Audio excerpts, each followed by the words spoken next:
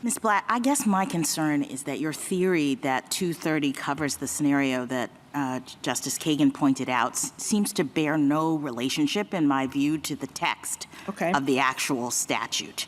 Sure. I mean, when we look at 230C, it says protection for Good Samaritan blocking and screening of offensive material, suggesting that Congress was really trying to protect those internet platforms that were in good faith blocking and screening offensive material. Yet, if we take Justice Kagan's example, you're saying the protection extends to internet platforms that are promoting offensive material. So it suggests to me that it is exactly the opposite of what Congress was trying to do in the statute.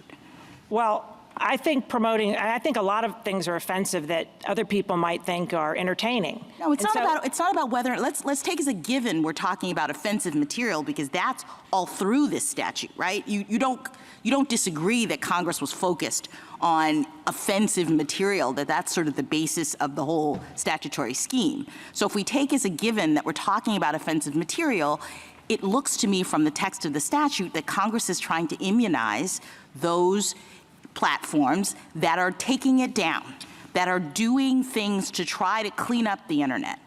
And in the hypothetical that was just presented, we have a platform that is not only not taking it down in the way that the statute is focused on, it is creating a separate algorithm that pushes to the front so that more people would see it than otherwise, the offensive material. So how is that even conceptually consistent with what it looks as though this statute is about?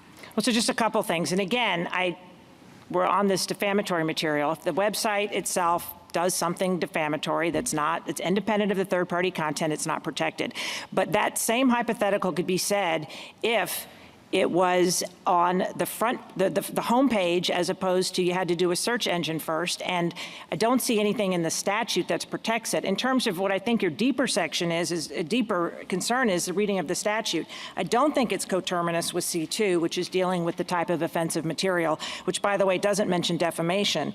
In terms of C, we talked about how they work together. We talked about how it could be easily overrode if it had just publication. The one thing we didn't talk about was the structure in Section E.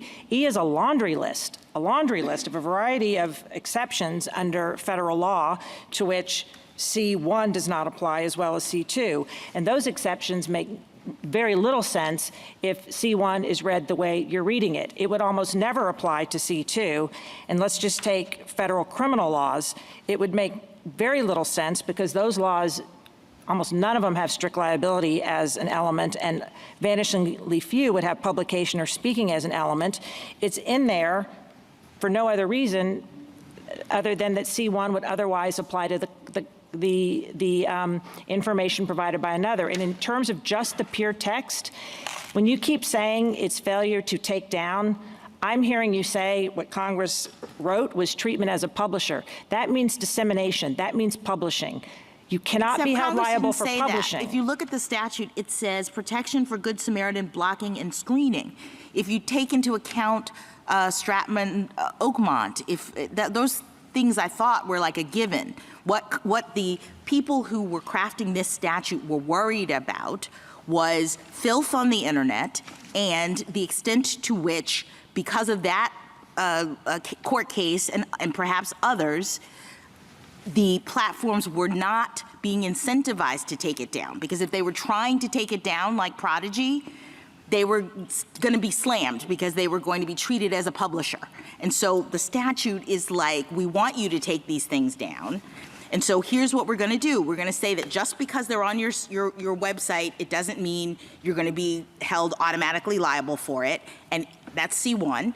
And to the extent you're in C2, you're trying to take it down, but you don't get them all, we're not going to hold you liable for it. That seems to me to be a very narrow scope of immunity that doesn't cover whether or not you are making recommendations or promoting or doing anything else. Well, I mean, that is what I understand the government and the petitioner to be saying is that disseminating, even 24/7 disseminating of ISIS videos is protected. The only thing that's not protected is whether you can tease out something about the organization and call it a recommendation when there is no express speech recommending it. It's just the placement of where in the order in which content appears. And that same complaint could be made about search engines. So I think under your view, search engines would not be covered because they are taking user information, targeting recommendations in the sense of they're saying, we think you would be interested in the first content as opposed to the content on, 1,692 sections. I mean, they have millions and millions of hits for any search result. And if you think those are recommendations and the other side gives you no basis for distinguishing between search engines, then the statute is just very different than what I think the one that Congress was talking about. Because again, if you're going to look at findings and history and policy, this is about diversity of viewpoints, jumpstarting an industry, having information flourishing on the internet, and free speech.